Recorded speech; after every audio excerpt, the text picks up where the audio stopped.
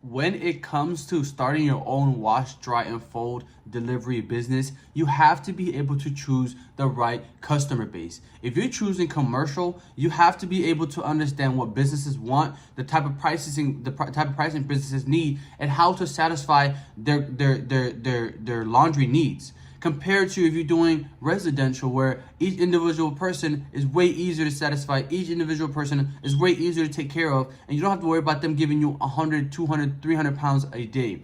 It's one of those things where if you don't understand your customer base, if you don't understand your target audience, it's going to be hard to get clients. It's going to be hard to get those customers, because when it comes to commercial laundry, like I said, the volume is bigger. The prices are a little different, and the frequency is a lot different. So if you're somebody who's targeting commercial, you have to understand how the commercial businesses think. You have to understand how the hotels want their laundry done. You have to understand how many sheets they're going to give you a day. You have to understand how many towels you're going to get. You have to understand how to fold those towels. Compared to, like I said, a residential, where you can go and put flyers in a bunch of apartments and have 100 people hit you up and want you to do the laundry, compared to one person hitting you up to do the laundry. So one person could give you 100 pounds a day, and then you can have 10 people barely giving you 90 pounds. So it's one of those things where you have to understand the difference between the commercial and the residential. And once you choose the correct one, you can do both actually. You could always do both. But once you choose the right one,